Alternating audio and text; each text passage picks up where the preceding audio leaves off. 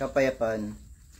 Magandang araw po sa inyong lahat, mga kapatid sa pananampalataya sa buong Pilipinas at sa buong mundo. Naririto na naman po kami, ang Kingdom of Heaven and the Holy Nations of God, para sa isa na namang paghahayag ng aming pong pastor. Ang tunay na sugo ng Diyos sa ating kapanahunan ngayon na pinagkaloob ng ating Panginoong Diyos ng ayon sa kanyang kalooban, nakakandili sa atin ang ating mga kaalaman at tunawa tungkol sa mga bagay-bagay at nangyayari sa ating kapanahunan ngayon. Mga hiwaga, talinghaga at misteryo ng ating banal na kasulatan, lahat po yan ay sasaysay ng ating pong pastor. Ang may pakinig ay makinig sa sinasabi ng tunay na sugo ng Diyos sa ating kapanahunan ngayon. Narito po si Pastor Leonides. Sa lahat po ng nakikinig, kami po ay nagpapasalamat ng buong puso sa lahat po ng patuloy na sumusuporta at nakikinig na aming pong programa. Marami na po ang natuto, marami na po ang mga naliwanagan sa mga tunay na aral ng katotohanan ng pastor. Narito na po si Pastor Leonides.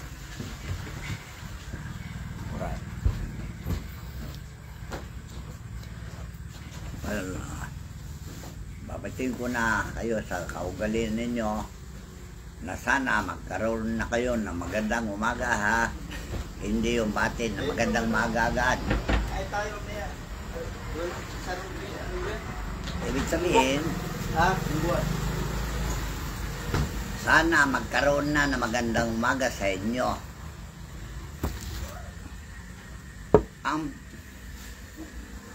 Dahil tayo nawasang katawan, hindi magkakaroon ng magandang umaga kung walang disiplina sa bawat tao, kundi alam ng tao na disiplinaan ang kanyang sarili. Dahil ang disiplina matagal nang hinahayag noon pa. Dahil ang tinatawag na self-discipline. Kaya ang patakaran na self-discipline ay nahayag na. Yun ang 10 utos. Ano niya? Ang 10 utos na inayag ng Diyos nung una pang panahon, yun ang tinatawag na one world order. Okay? Isang ordinansa para sa sangkatauhan. World ordinance, kung tawagin, para sa disiplina. Alright. Ngayon, unahin natin yung batas ng disiplina, ha? Dahil itong batas na ito, binigay ng Diyos sa mga taong Israelita nung iligtas sila ng Diyos sa Ehipto, sa Exodo, kung nabasa nyo yan.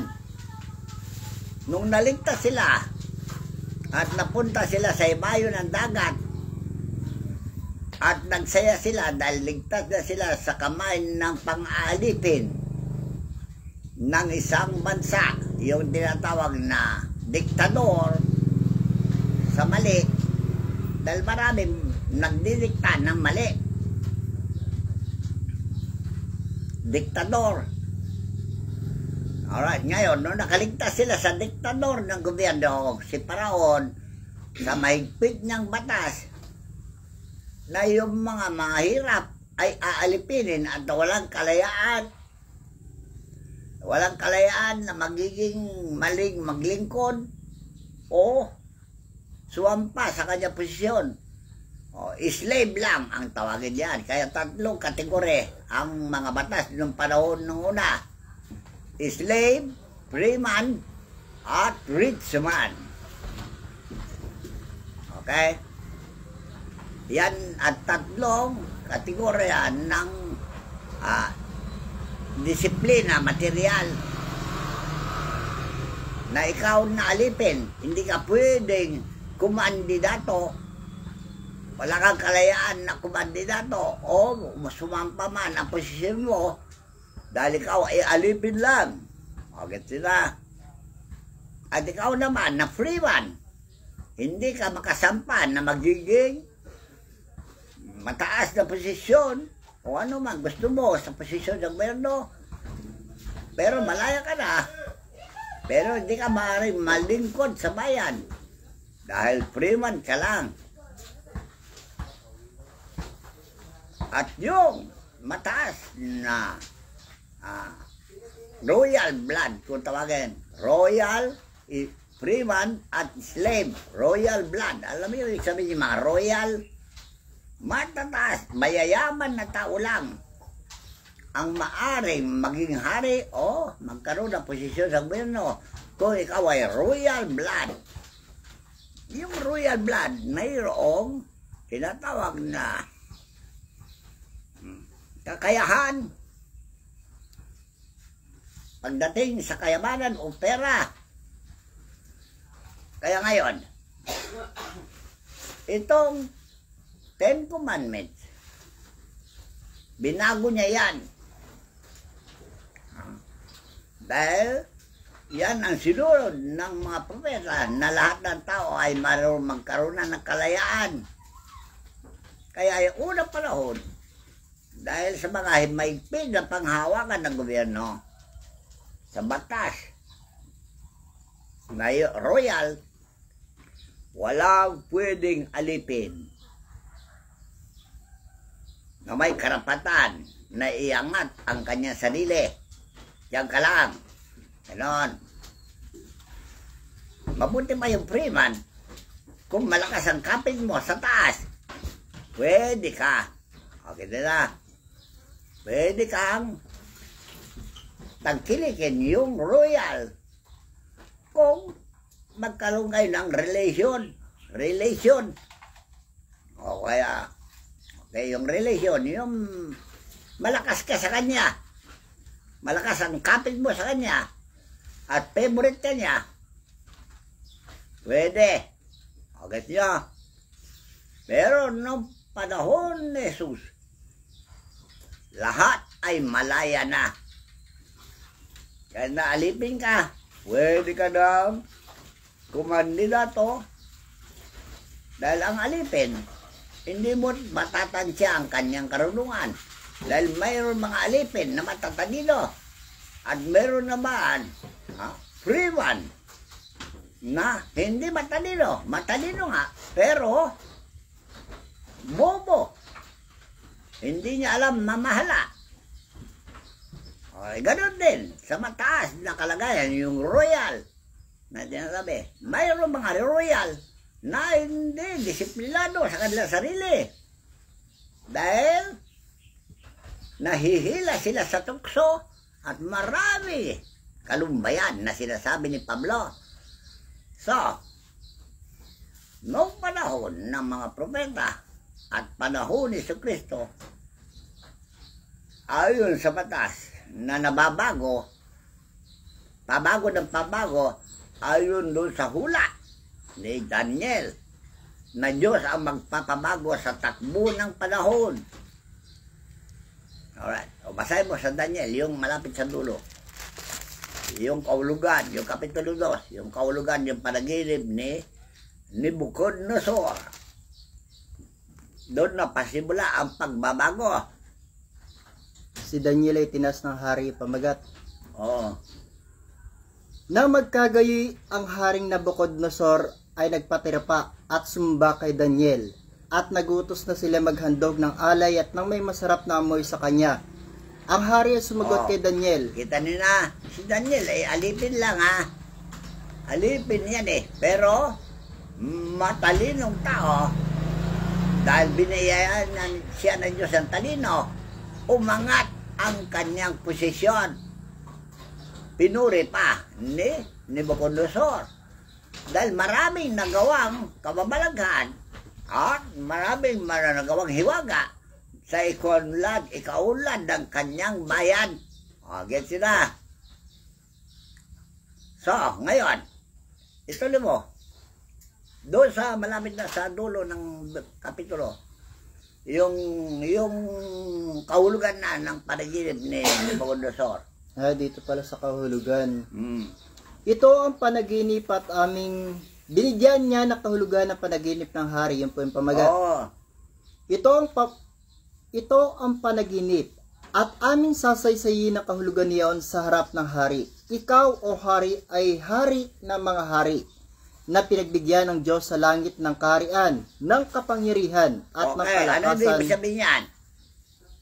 Authority. Binigyan siya ng Diyos, the authority na maging hari. Namamahala. Mamahala. Yan ang ginagawa ng Diyos noong una pang panahon. Ituloy mo.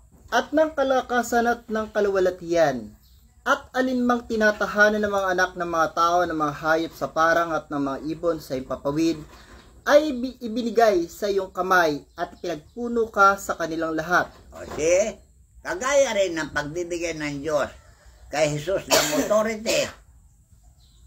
Ganon ang pagbibigay ng Diyos ng authority sa bawat tao. Kaya lang, yung authority na binigay ng Diyos kay Jesus, kakaiba sa pamamahala ni Nabucodonosor. Dahil mahigpit yung batas ni Nabucodonosor. Pag itinutos ka, hindi ka sumunod, patay ka. Alright, o sige tuloy mo. Ikaw ang ulo na ginto, at pagkatapos mo ay babangon ang ibang kaharian na mababa sa iyo. Yun ang napanaginipan ni Nabucodonosor. Yung tinatawag na statue. Ang ulo ay ginto at ang kanyang dibdib ay silver at ang kanyang tiyan ay tanso at kanyang hita ay bakal. Doon sa bintina, bakal na mayroon na putik. Ganun na. Sige, mo. At pagkatapos mo ay babangon ng ibang kaharian na mababa sa iyo, at ang ibang ikatlong kaharian na tanso na magpupuno sa buong lupa. O yun. Yun ang kahulugan yung panaginip. Mababago na. Ganyan na. Ito mo. At ang ikaapat na kaharian ay magiging matibay na parang bakal. Palibasa ang bakal ay nakadudurog at nakapagpapasuko ng lahat na bagay. Ibig sabihin, bakal. Ang batas ay may bakal talaga. Bakal pa rin. Ituloy. At kung paanong dinidikdik ng bakal ang lahat ng ito, siya'y magkakaputol-putol at madidikdik. O, batas pa rin, parang bakal. May stricto pa rin na lahat na lumabag, papatayin. Ituloy. At yamang yung nakita ng mga pa at mga daliri, ang isang bahagi ay putik na luto ng magpapalyok. At ibig sabihin, moldy lang, moldy.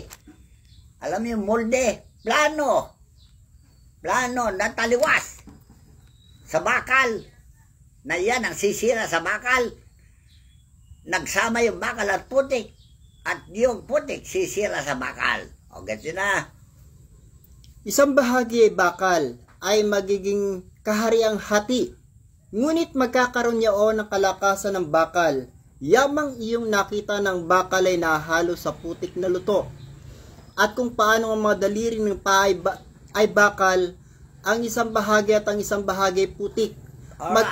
Ang putik ay yun lumalabag sa batas ng bakal at nakakapit sa bakal. At yun ang sisira sa bakal. O, gansi na. Nagkahalo na kasi. Kaya ganun ang nangyayari sa ating panahon. Bakal at putik nagkahalo na. At hindi na maganda. At lalong lumala na lumala ng batas na bakal dahil sa kagawan ng mga taong putik. Kung tawagin, taong putik na yun Pero sa Biblia, wala sinasabing taong putik. Ako lang may sabi ngayon sa inyo, yung taong putik.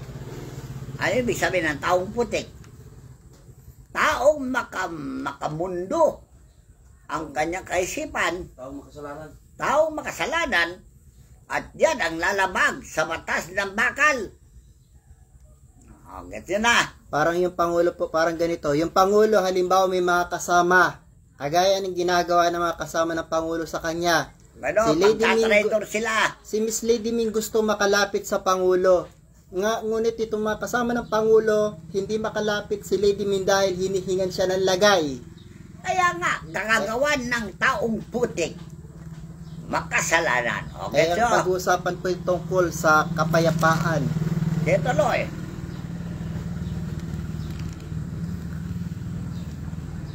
At yamang yung nakita ng bakal na halo ng putik. Naluto ay magkakahalo ng lahi ng mga tao, ngunit hindi sila magkakalakipan gaya ng bakal na hindi lumalakip sa putik. O, see? Ano hindi pagkakalakipan? Wala nang pagkakaisa ng layunin dahil nahaluan ng mga tinatawag na taong traidor, taksil, taong ganin, na malala na sa pagkaputik. Yan kita na. Ito lang mo. At sa mga kaarawan ng mga haring yaon ay maglalagay ang Diyos sa langit ng isang kaharian na hindi magigiba kailanman. See? Yan ang pagbabago. Na siya ito ngayon nanggaganap sa kasalukuyan. Isang kaharian na may tayo na hindi na magigiba pa kailanman dahil Diyos ang mamamahala na dyan. Tanda nyo Ito po yung divine government. Yes. Ito lang mo. O ang kapangyarihan man niya ay iiwan sa ibang bayan, kundi pagpuputol-putulin at lilipulin niya ang lahat sa karyang ito at yaoy lalagi magpakailanman. Ano yung pagputol-putulin? Wawasakin. Wawasakin ng mga peke at palilitawin yung genuine, yung kurig, kung tawagin. Kaya pagputol-putulin ngayon, yung bato na yan na nakita, sito na mo. Yamang yung nakita ng isang bato ay natibag sa bundok, hindi ng mga kamay at pumutol ng mga bakal ng tanso. Alam niyo kung sino yung bato na yan? Sa pagbabago ng panahon, isang taong mahirap, pero mayroon siyang paninindigan na matatag.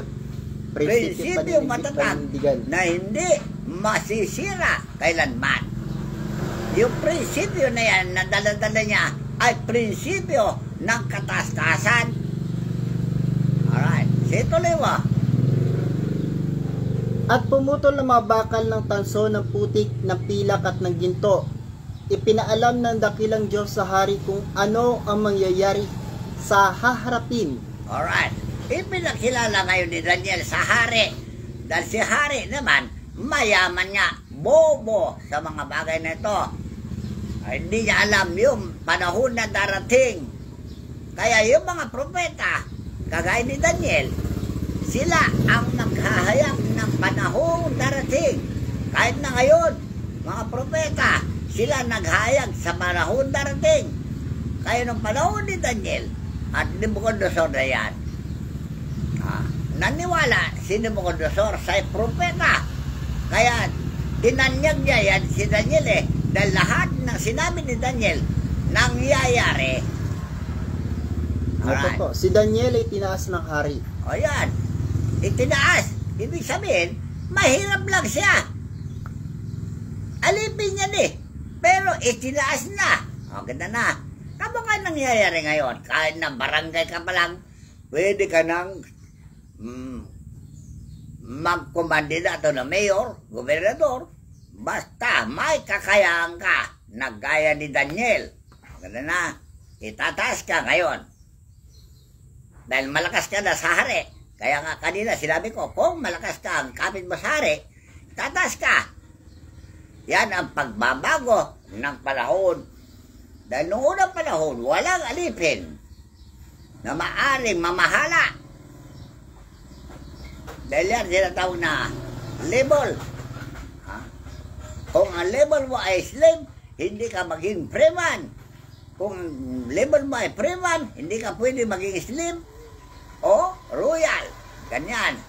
Royal, freeman, slave. Alright. Sige, tuloy mo ngayon, buwasa. Nang magkagayo yung haring Nabucodonosor ay nagpatira pa at sumamba kay Daniel, at nagutos na sila maghandog ng alay at ng may masarap na amoy sa kanya. Ano yung handog? Yung handog na dating ginagawa sa pag-aalis ng kasalanan.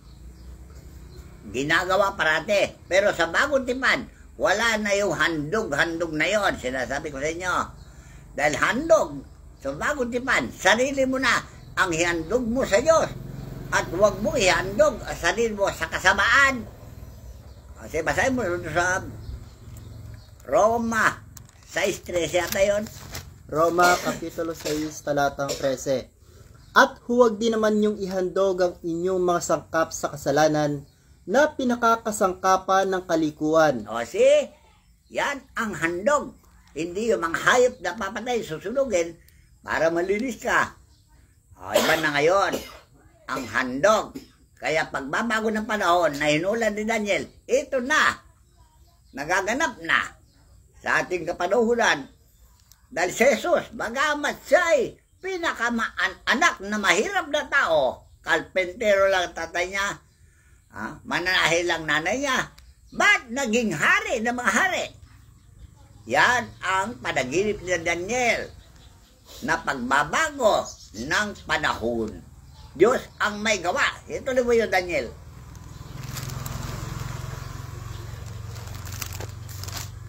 Kung anong ginawa yung bato. Nang magkagay pinakadakila ng hari si Daniel at binigyan siya ng maraming dakilang kaloob at pinagpuno siya sa buong lalawigan ng Babylonia at pinapaging pangulo ng mga tagapamahala sa lahat na pantas sa Babylonia. O kung ano ginawa ng Diyos kay Jose at si Jose ay umangat ng posisyon doon sa Ehipto, ganyan din nangyari kay Daniel. O kita na, tumaas ang posisyon niya sa gobyerno. Dahil yun ang handog ng gobyerno sa kanya. Gets yun na? Ito rin mo. At si Daniel ay humiling sa hari at kanyang inihalal si Sadrach, si Mesak at si Abednego sa mga gawain. Makahiling na. Malaya na. Ano mahilingin niya? Paulakan na hari dahil kinakitaan siya ng isang dakilang gawa na hindi nagawa ng sino ang tao. Kaya malakas na siya sa hari. Ano mahilingin niya? Magawa na niya. Okay? Yung Sadrach, Mesak at Abednego, alam niyo kung sino yan? Yan ang sinalang sa hurno Dahil lumabag sila sa utos ng hari na sumamba sa Diyos-Diyosan. Di ba? Ngayon, nahiling ngayon ni Daniel na bigyan sila ng posisyon sa gobyerno. Kasama ni Daniel. Bakit? Anong lahi ito? Sila yung tinatawag na anong tawag dyan? Israelita na sila ang tagapagmana ng kaharian ng langit. Lahi ni Jose at si Daniel ay lahi ni Jose. Alright. Dahil si Jose baka espiritu at si Daniel baka espiritu rin. So ano ibig sabihin ngayon sa panahon natin? Yung baka espiritong tao, sila bigyan ng Diyos ng karapatan maghari. Ngayon, ito si Jesus ba? Taong mga espiritu? Yes, lahi ni Abraham at lahi ni Jose, lahi ni Daniel. Ito na. Tuloy mo yung Daniel. Chapter 3 na po ito. Ang larawang ginto ni Nabucodonosor. Sige. Ang larawang ginto ni Nabucodonosor. Si Nabucodonosor na hari gumawa ng isang larawang ginto. O yan ang nangyari doon kay Sadrach, Mesak na hiningi ni Daniel na palayain sila. So, naging malaya lahat. Okay? So, yung pagbabago ng panahon na tinutukoy ni Daniel kay Haring Nabucodonosor, itaas mo pa yun sa binasa mo yung tungkol sa nagpagbigay ng kahulugan ng panaginip. Ipinahayag ni Daniel ang panaginip ng hari. O yan. Sige. Nang magkagay din na lang madali ni Ariot si Daniel sa harap ng hari at nagsabing ganito sa kanya, ako'y nakasumpong ng isang lalaki sa mga anak ng nangabihag sa Huda na magpapaaninaw sa hari ng kahulugan. Ang hari ay sumagot at nagsabi kay Daniel na ang pangalan ay Beltsasar. May papaaninaw mo baga sa akin ang panaginip na aking nakita at ang kahulugan niyaon? Alam mo ibig sabihin mapapaininaw? Mabibigyan mo ba ang tunay na kahulugan ng panaginip? Parang ganon. Sige, tuloy. Si Daniel ay sumagot sa harap ng hari at nagsabi, ang lihim na tinatanong ng hari may papaaninaw sa hari, kahit na mapantas sa tawa ng mga enkantador at mga mahikuman o ng mga manghuhulaman. Ngunit may isang Diyos na sa langit na nagpapahayag ng mga lihim. O yan. O guess nyo na. Walang magagawa ang isang tao gaya ni Daniel kung wala sa kanya ang Diyos. Tandaan nyo malinaw. Kahit na si Jesus, wala siyang magawang anuman kung wala ang Diyos sa kanya. Kahit na sa ating panahon, walang magagawa ang isang tao na pwedeng maghimala kung wala ang Diyos sa kanya. Sito rin mo, buwasa. Ngunit may isang Diyos sa langit, nagpapaaninaw sa hari Nabucodonosor kung ano ang mangyayari sa mga huling araw. Kung sino hinanap yung babae na yun. Bilisan mo. Lando raw ang pagkarinig ko. Oo nga. Lando bang gagamot yun? And,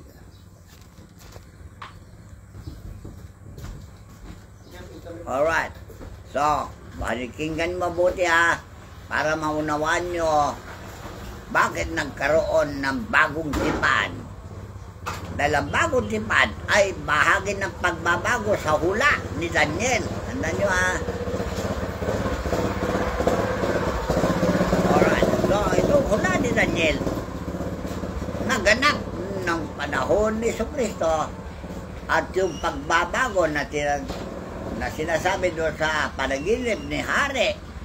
Dahil yung Haring Nabucodonosor talagang binigyan ng Diyos ng authority sa mga bagay na gano'n.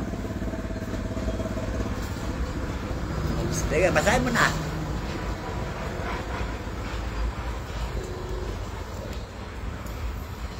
tungkol sa iyo, O Hari, ang iyong mga pag-iisip ay dumating sa iyo sa iyong higaan, kung ano ang mangyayari sa panahong darating.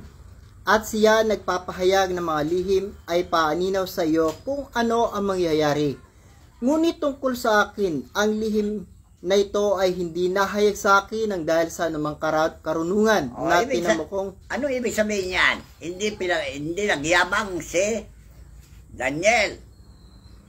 Hindi nagyabang sa kanyang ginagawa na hinahangaan ni Nabucodonosor. Kaya nga itinaas niya si Daniel dahil humanga siya sa gawa ni Daniel. Kaya tinapat ni Daniel na wala siyang magawa kung wala ang Diyos sa kanya. Okay, yun na. Ito luwa. Ngunit tungkol sa akin, ang lihim na ito ay hindi nahayag sa akin ng dahil sa anumang karunungan na tinamukong higit kaysa sa sino mang may buhay. Alright. Ano ibig sabihin yan? Hindi niya natutunan yan sa mga eskwelahan o edukasyon o anuman. Wala pinanggalingan ng kanyang kapangyarihan, kundi sa Diyos lang. Walang nagturo sa kanya, sino man. Wala siyang taong pinagkautangan na loob sa kanyang kapangyarihan na taglay, kundi ang Diyos. Ganon din nung panahon ni Jesus. Yun ang sinabi niya sa tao. Alright, situloy mo. Kundi upang maipaaninaw sa hari ang kahulugan at upang iyong maalaman ang mga pag-iisip ng iyong puso. Ikaw, O Hari, nakakita at narito ang isang malaking larawan. Ang larawang ito na makapangyarihan at ang kanyang kakinangan ay mainam ay tumayo sa harap mo at ang anyo niya ay kakilakilabot. Tungkol sa larawang ito, ang kanyang ulo ay dalisay na ginto, ang kanyang dibdib at ang kanyang bisig ay pilak, ang kanyang tiyan at ang kanyang mga hita ay tanso. Ang kanyang mga binti ay bakal, ang kanyang mga pay isang bahagi ay bakal at isang bahagi ay putik na luto. Iyong tinitingnan hanggang sa may natibag na isang bato, hindi na makamay na tumama sa larawan sa kanyang mga paang bakal at putik na luto. Alright. O pakinggan niyo mabuti yung bato na yan na tinutukoy na natibag galing sa malaking bato. Siyempre, ang bato hindi matibag kundi galing sa malaking bato. O, alam nyo, ibig sabihin, yung malaking bato na yan, na pinanggalingan nitong batong natibag na ito, Diyos yun. At yung bato na yan, okay, tandaan niyo yan ha, yan ang gumiba sa libulto o sa larawan. Tumama sa larawan na naging malaking bundok at pinuno ang buong lupa. Ay, dito pala. Iyong tinitingnan hanggang sa may natibag na isang bato, hindi na mga kamay na tumama sa larawan, sa kanyang mga paang bakal at putik na luto at mga iyo'y binasag. Na magkagayo yung bakal, ang putik na luto, ang tanso, ang pilak, at ang ginto ay nagkaputol-putol na magkakasama at naging parang dayami sa mga gikan sa tagaraw at tinangay ng hangin na walang dakong kasumpungan sa mga iyon. Alright. Ibig sabihin, yung larawan na yan, maglalaho. Ano yung larawan na yan? Yung patakaran ninyong luma. Yung patakaran ng paghahari. Patakaran ng pamamahala. Lahat ng patakaran. Maglalaho lahat yan. Dahil maghahari ang patakaran. Yung bato na pinanggalingan yung bato na natibag. Ito po. At ang bato na tumama sa larawan na naging malaking bundok at pinuno ang buong lupa. O yan, ang hiwaga ni Jesucristo na siyang naghari sa buong mundo na binigyan ng Diyos ng kapamahalaan at gigibayin niya lahat ng uri ng patakaran. Tandaan nyo dahil ang pahiral niya, yung patakaran ng kanyang pinanggalingan. Tandaan nyo, maliwanag na ba? So, basahin natin ngayon sa bagong tipan. Yung bato na yon ay siya na ito binigyan ng karapatan na gumiba ng anuman samahan, maging relihiyon, maging gobyerno na mali-mali pamamaraan, maging anumang uri ng kalalagyan ng tao ay gigibayin nitong batong ito. Sige. Jeremias 1:10. Hindi. Matthew 28:18. Yung binigay ng Diyos sa kanya ng karapatan na gumiba.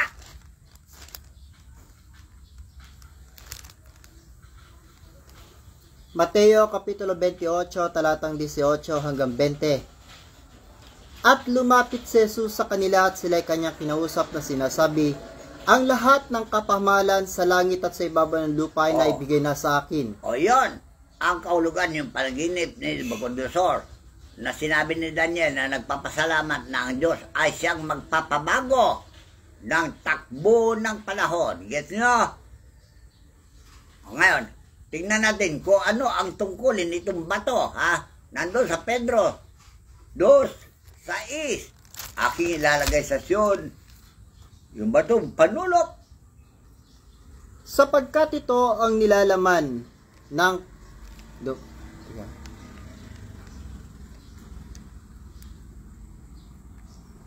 sapagkat ito ang nilalaman ng kasulatan. Ano yung nilalaman ng kasulatan? Ang kasulatan, ang kabuuan, lahat yan. Yan ang tinutukoy ng kasulatan ni panahon ni Daniel. Okay, na nilalaman. Ibig sabihin, yan ang resulta o kalalabasan. Yung laman ng kautusan na yan ang Biblia. Magaganap na sa ating kapanahunan dahil inilagay na ang Diyos ang batong panulok. Ito naman, alam mo yun. Narito aking inilalagay sa Sion ng isang batong panulok na Pangulo, hirang malaga, at ang sumasampalataya sa kanya hindi mapapahiya. Hindi ba yan na sinabi ng 3:16 ng San Juan? Kundi magkaroon ng buhay na walang gan, walang mapahamak. Dahil ang kanyang pamamahala ay maingat na binibigay na disiplina. Pero ang mga tao hindi sumusunod sa disiplina niya, di ba? Ano mangyari sa kanila? Ito na ba, buwasa? Sa inyong ang nananampalataya, siya'y mahalaga. Gets nyo na? Sa mga maniniwala, precious siya, mahalaga. Pero yung hindi maniniwala, wala siyang halaga. Tandaan nyo ha, wala siyang halaga. Walang kwenta si Jesus. Walang kwenta ang pamamala ni Jesus doon sa hindi maniniwala. Guess yun na. Tuloy mo. Sa inyo nga nananampalataya siya ay mahalaga. Datapwat sa hindi nananampalataya, ang batong itinakwil ng nagsisipagtayo ng bahay. Ano yung itinakwil? Kamo kayo mga relihiyo ngayon, tinatakwil nila ang pangalan ng Jesucristo. Totoo ba? Number 1 na dyan mga Muslim. Tingnan nyo ngayon, yung mga Islam. bayan, mga bansa, mga relihiyo na hindi maniwala sa kanya, hindi maghinigibanan niya. Tama. Yung mga bansang hindi naniniwala sa Panginoong Jesucristo. Talaga, yan na nagaganap sa ating kapanahunan na yung itinatakwil nyo si Jesucristo na bato na nanakop sa buong mundo, binabaliwala nyo. At ngayon, nangyayari na yung hula. Okay, ni Daniel, panggiba. Batong panggiba, batong pambuhal. Tuloy mo. Siya naging pangulo sa panulok at batong katitisuran at bato na pangbuwal. Ganyan na. Kaya kayo mga relihiyon, kayong gobyerno, ibubuwal kayo yan kung hindi maganda ang inyong pamamalakad sa inyong kapanahunan. Hindi maganda ang inyong pamamahala sa mga tao. Ano ang nangyari sa larawan na binagsakan yung bato na natibag? Nagiba. Nagkaluray-luray at naglaho, hindi ba? Parang ipa na nawala. Ganun din pala mangyari sa kanila. Anong gusto nyo? Yan ang mangyari sa inyo. Kundi kayo sumuko na sa Diyos. Okay, sumuko na kayo sa Diyos. Basako mo na kayo sa Diyos. Kinakanta nyo yan, taon-taon eh. Yung Heart the Herald Angel Sing, kantahin yung kantahin yan. Dahil yan ang gustong-gusto ng Panginoon, lalo-lalo yun, sinasabi niyong ninyo, yan ang gustong-gusto niya. Dahil yan ang tungkulin niya, na maghari sa buong mundo. Kaya nga, ang mga kanta yung pamasko, malapit na, September na, malapit na ang Pasko, sabi niyo, pagdiwang na ang kapanganakan ng bato, na siya ay si Jesus, para hindi kayo magiba. Kaya sabi niya, let earth receive her king. Kita na. Ano yung earth? Sila yung nasa paanan ng isang larawan na unang binagsakan. Yung mga tao na nahalo sa paggobyerno, pamamahala, o maging relihiyon. Putik kayo lahat at kayo lahat ay magiba. Tandaan nyo maglaho kayo lahat. Gusto niya yan? Nagaganap na. Kaya nga sabi ng Espiritu, noong Sabado lang, Linggo, hindi ba kayo nababahala sa mga nagaganap sa inyong kapanahunan? Ano ibig sabihin? Hindi ba kayo nababalisa? Mag-isip-isip na kayo. Dahil panahon na ng paggiba sa inyo. Tandaan nyo, maglaho kayo lahat. Hula yan Alright. Malinaw ko lang, ipinahiniwanag sa inyo ang mga bagay na hindi nyo naintindihan. Dahil yan ang tungkulin ko na sinasabi ng Biblia doon sa Jeremias 3:14 hanggang 15. Magaganap na lahat yan. Tandaan nyo. Sige. Jeremias Kapitulo 3, talatang 14 hanggang 15. Kayo'y manumbalik. Kita na. Yun lang. Unang bigkas yun. Manumbalik na kayo sa Diyos. Magbalik loob na kayo. Dahil yan ang gusto niya. Makiariglo na kayo sa Kanya. Ang tawag niyan, reconciliation. Alam niyo, sabi ng reconciliation, pero hindi niyo alam gawin. Ang reconciliation, ipinapayo ang pagkakaisa na. Tandaan nyo dahil yan ang inilagay sa Biblia. Walang hanggang pagkakaisa. Bakit walang pagkakaisa? Dahil kayo puro putik na dapat kayong gibain. Nakakabit nga kayo sa bakal. Wala naman kayong kwenta. Nagdudulot lang kayo kalawag sa bakal. Alam niyo, bakal, batas. Kinapitan ng kalawang. Kaya ang batas, wala nang lakas. Wala nang ipin. Wala nang ipin. O, gets nyo Wala na? nang pangil. Wala nang pagil ang batas dahil kinalawang na sa putik na yan, mga taong walang kabuluhan. Putik! Alright. O, gets nyo na? So, dito lang bubuasa. Kayo'y manumbalik o tumatalikod ng mga anak, sabi ng Panginoon, sapagkat ako'y asawa ninyo. Kasi, asawa. Partner, wala kayong magagawa sa mundo'y babaw kung wala ang iyong asawa. Ang Diyos ay asawa natin lahat. Tandaan nyo. Wala kayong magagawa kung wala ang Diyos. Dahil yun ang sinabi niya kay Jesucristo doon sa Juan 15:7. Kayo'y manatili sa akin at ang salita ay manatili sa inyo. Hilingin ninyo anumang ibigin ninyo at gagawin sa inyo. O, tingnan nyo. Kasi ang mga panalangin nyo, hindi tinatanggap sa langit. Paano kasi? Very dirty yung panalangin ninyo. Putik. Nabalutan na putik. Dirty. Okay na. Paano tanggapin ng Diyos yan? Panalangin na marumi. Okay, situloy mo. Ito naman po yung sinabi ni Propeta Isaias 54:5. Sige. Sapagkat ang may lalang sa iyo ay iyong asawa, ang Panginoon na mahukbo ay kanyang pangalan. O, kita nila. Asawa niyo ang Diyos. Ang ibig sabihin yung asawa, partner in life. O, sino yung asawa niyo na pinagsisilusan ngayon ng Panginoon? Hindi niyo kilala yung asawa niyo na pinagsisilusan ng Panginoon? Ang demonyo. Mas pinagitan niyo yung demonyo kaysa Diyos. Dahil ang demonyo, anong unang inupo niya kay Jesus? Hindi ba yung kayamanan? Oh, yan ang karumihan ng inyong mga hain. Panalangin, putik. Hindi matatanggap ng Diyos ang handog na putik. Tandaan nyo, bahagi ng inyong katawan. Putik. Linisin nyo ang inyong sarili, sabi ng Diyos. Kaya sabi niya sa lahat ng payo niya, ang mag-isapong albisis, panahon ng paglilinis. Di ba? Naglinis ba kayo talaga? O kunwari lang kayo malinis? Malilinis ang damit nyo, gugwapo ninyo, ang kalooban nyo, ang dudumi, sabi ni Jesus. Para kayo libingan ng mga patay, nitso. Okay na, yan ang hatod ni Jesus sa mga taong malilinis. Kunyari, pero sa kalooban niya, marumi, putik. Gets yun na? Ito po yung sa Mateo Kapitulo 23, talatang 27. Sige, basahin. Sabi ninyo mga iskriba at mga fariseyo, mga mapagpaimbabaw.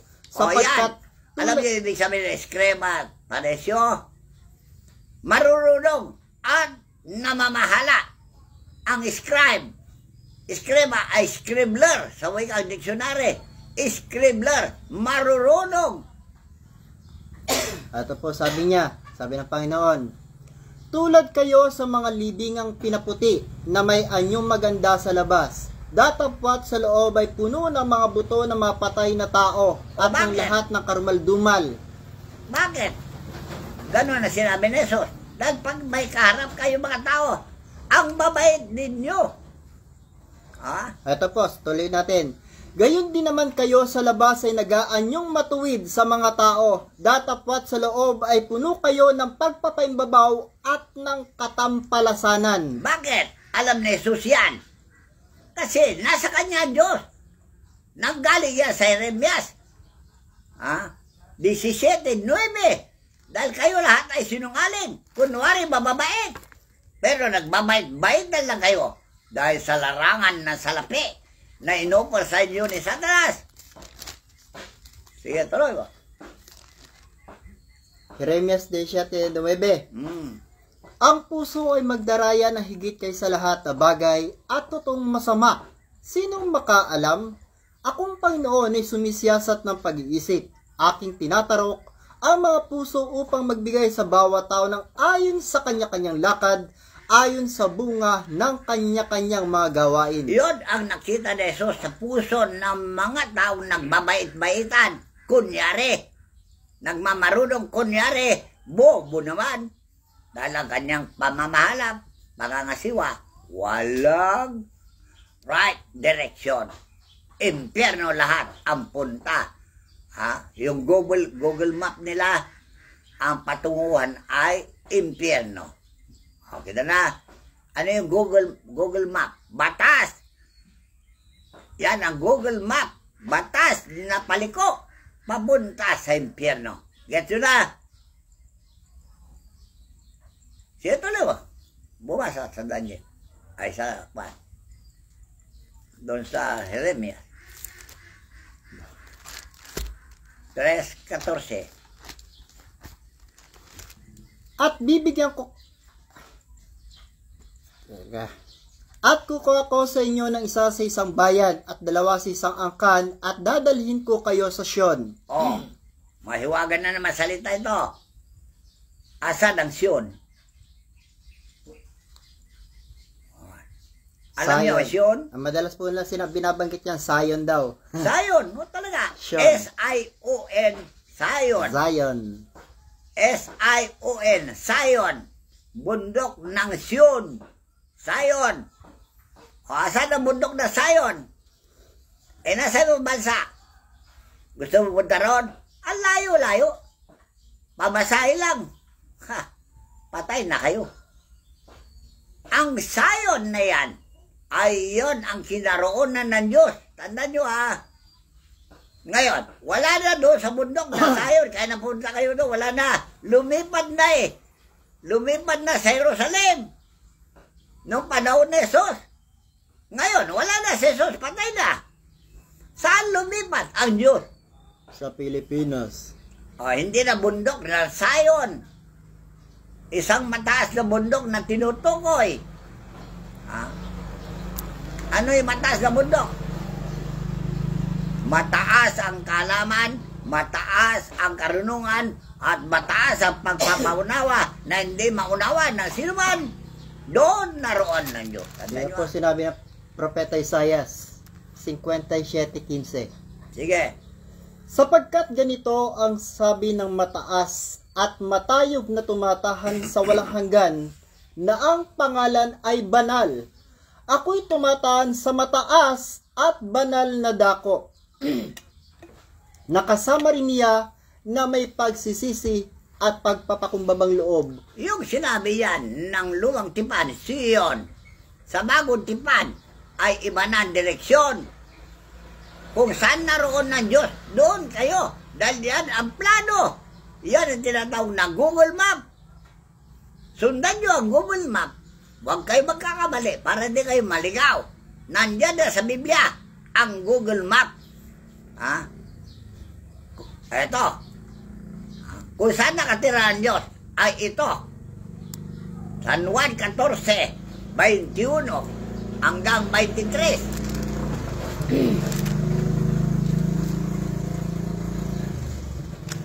Ang mayroon ng aking mga utos sa tinutupad ang mga yaon ay siyang umiibig sa akin. At ang umiibig sa akin ay ibigin ng aking ama, at siya ibigin ko at ako'y magpapakahayag sa kanya. Yun. Ang parte ng Google Map kung saan siya naroon at naghayag sa doon. Doon kayo pumunta, doon kayo dadalhin ng Diyos sa kanyang bundok o kinaroroonan. Guess nyo? Yung bundok na Sion, siya ang kinaroonan niya noon. Ngayon, iba na. Tao na yan na kanyang kinaroonan. Maliwanag? Tuloy po. Tuloy mo.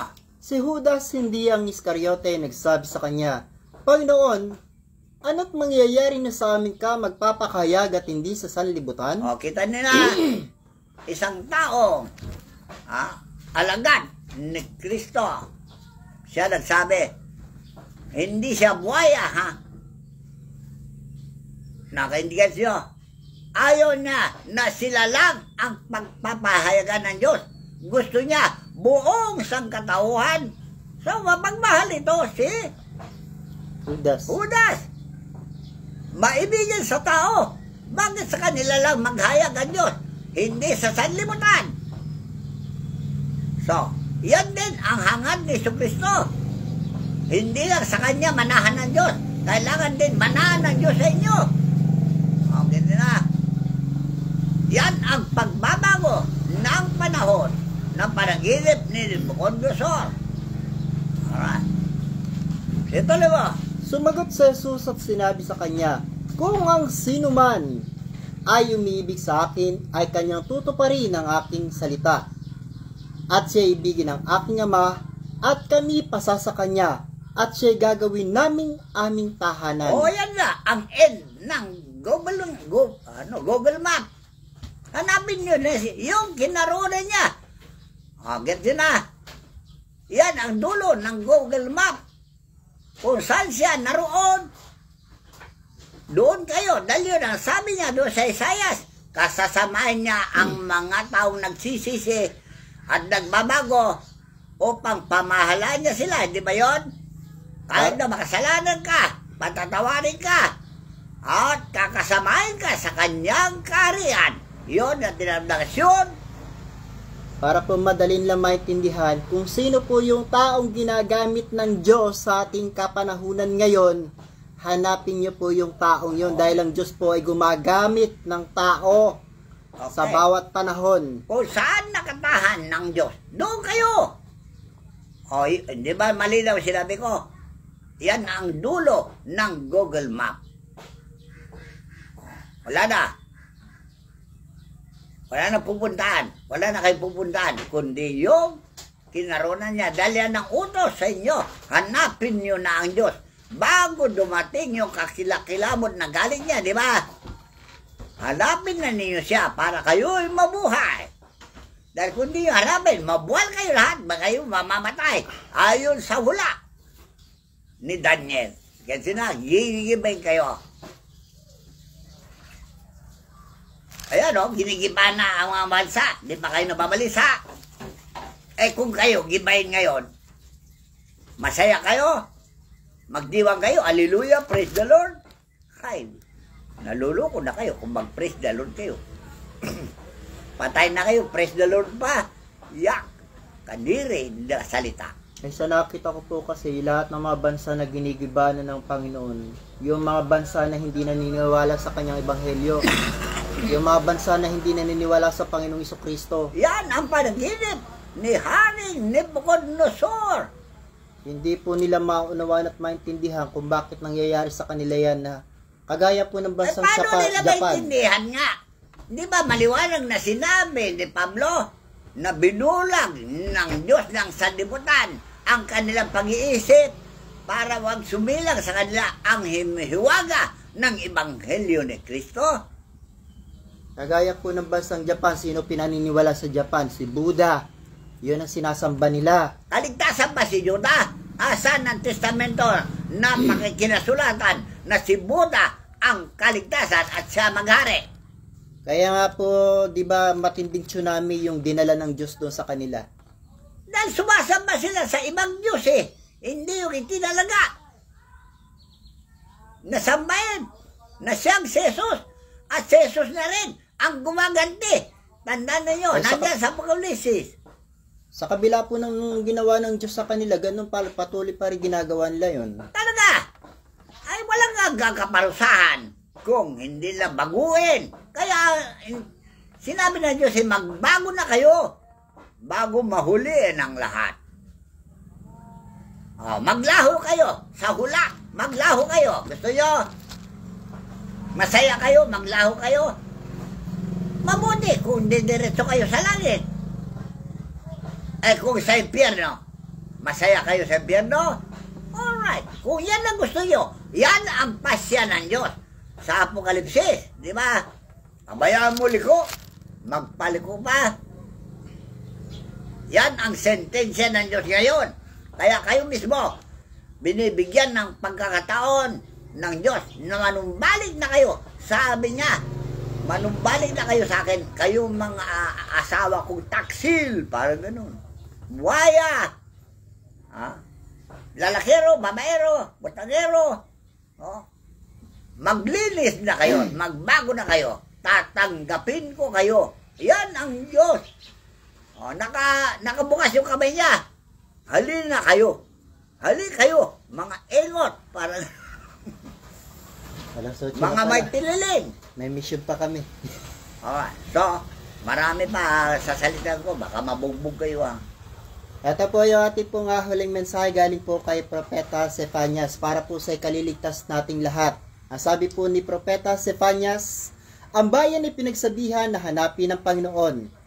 Kayo'y magpipisan o magpipisan o bansang walang kahihiyan. O yan, manumbalik na kayo. Hanapin na ninyo. Ayan ang Biblia. Google Map. Basahin nyo mabuti para hindi kayo maligaw. Kung saan naroon, doon na kayo. Sabi ng Biblia. Bago ang pasya'y lumabas, bago dumaan parang dayami ang karawan, bago dumating sa inyo ang mabangis na galit ng Panginoon, bago dumating sa inyo ang karawan ng galit ng Panginoon, hanapin ninyo ang Panginoon ninyong lahat na maamo sa lupa na nagsisigawa ng ayon sa kanyang kahatulan. Ayan ha, sinabi lang niya kahapon yan. Biyernes. Sino sa inyo nakakalam kung bukas ay buhay pa kayo? Walang makakalam sa inyo. Kaya ngayon pa man, hanapin na ninyo. Tandaan nyo ha, bago mahuli ang lahat. At ang sabi pa po ng Panginoon, paano pa sila makapagsisisi kung nagkahiwalay na yung katawang lupa nila pagka nakaluluwa? Huli na! Diretso ka na sa impyerno. Doon pa lang sila magsisisi. O, isisisi ka. Bayaan mo, mabarbecue ka dun. Hanapin ninyo ang katuwiran, hanapin ninyo ang kaamuan, kay pala ay malilingid kayo sa kaarawan ng galit ng Panginoon. O yan, ang ganda. Ang linaw. Bago mahuli ang lahat, yan ang ibig sabihin, hanapin na ninyo siya. Ayun, ang Google Map, itinuro ko na sa inyo. Kung saan siya naroon, doon na kayo. Amen? So hanggang dito na lamang po. At maraming salamat po sa inyong lahat kasi po may mission pa po kaming pupuntahan. So tiyong may gitna. Maraming salamat po sa inyong lahat sa patuloy po na nakikinig na matunay na aral po ng katotohanan ng pastor. Ang lahat po ng kapurihan, karangalan ay ating pong itinataas sa ating pong dakilang Ama siya nawa. Maraming salamat po sa inyong lahat. Purihin ang Diyos, purihin ang Ama, purihin sila sa kanilang mga makapangyarihang pangalan. Siya nawa.